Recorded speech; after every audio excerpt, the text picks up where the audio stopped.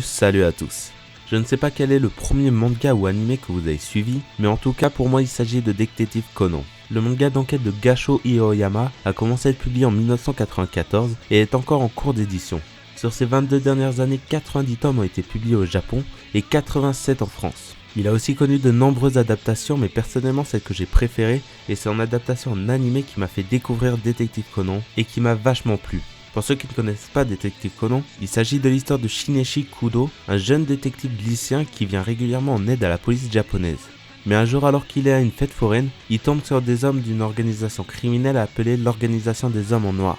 Ces derniers décident de se débarrasser de Kudo, qu'ils jugent être une menace pour leur organisation. Pour cela, ils décident de lui faire boire un poison afin de l'éliminer. Laissé pour mort, Shineshi se réveille au même endroit entouré par la police. Et avec une sensation étrange. Le regard et le comportement des gens ont changé vis-à-vis de lui, et c'est à ce moment-là qu'il se rend compte que son corps n'est plus celui qu'il avait en arrivant à la fête foraine, mais qu'il a retrouvé son corps de quand il avait 6 ans. Le poison destiné à le tuer n'a pas marché, mais l'a fait redevenir enfant.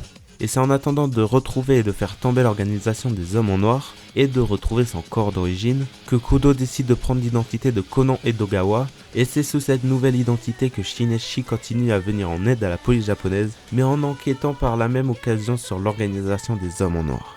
J'imagine que vous connaissez tous ce manga, mais je tenais à en parler, car il s'agit de l'animé de mon enfance. Mais comme d'habitude, on va oublier l'animé et se concentrer sur le manga. D'abord, commençons par les dessins. Je les trouve magnifiques, mais surtout uniques. Je ne connais aucun mangaka qui a un style graphique similaire à ceux de Gosho Aoyama. Après, je sais que dans chaque vidéo, je dis que je trouve les dessins magnifiques, mais il faut prendre en compte que chaque mangaka a un style différent. Et je pense que ceux d'Aoyama et d'Obata sont mes préférés. Après, pour ce qui en est de l'histoire, j'ai juste adoré. Les personnages sont très bien pensés, l'idée du personnage qui rajeunit est bien exploitée, le manga unit à la perfection des phases sérieuses et humoristiques, et les enquêtes sont prenantes et diversifiées, du moins jusqu'au tome 20 qui est le dernier tome de Détective Conan que j'ai lu. Après, j'ai quand même quelques petites remarques à faire. La première concerne Ran, l'ami d'enfance de Shineshi. Comment se fait-il qu'elle ne le reconnaisse pas? Kudo rajeunit jusqu'à ses 6 ans, mais ils se connaissent depuis leur tendre enfance. Elle a même des photos d'eux à cet âge-là, et en plus Conan est apparu pile le même jour de la disparition de Shineshi. Mais non, elle trouve juste qu'ils se ressemblent. La deuxième n'a pas de rapport direct avec l'histoire, mais avec les choix de Gosho Aoyama et de Shuga Gugan, l'éditeur japonais du manga. Mais cela fait 22 ans que le manga est en cours d'édition, et de plus en plus de personnes commencent à avoir la peur que le manga ne finisse jamais, ou qu'elle soit totalement bâclée, ce qui voudrait dire que les personnes qui ont lu le manga l'ont lu pour rien. Et personnellement, je pense que plus le manga avance, et plus il sera difficile de satisfaire tout le monde avec une fin correcte.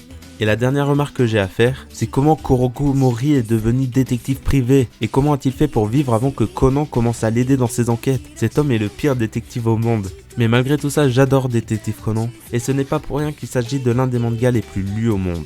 En tout cas, j'espère que cette vidéo vous a plu. Je sais que le format est un peu différent des manga time habituels, mais j'ai dû l'adapter du fait que je suis conscient que la plupart d'entre vous connaissent déjà le manga. Du coup, dites-moi en commentaire si ce format un peu modifié vous a plu, et comme d'habitude, n'hésitez pas à vous abonner pour ne pas rater les prochaines vidéos. Sur ce, on se dit à la prochaine.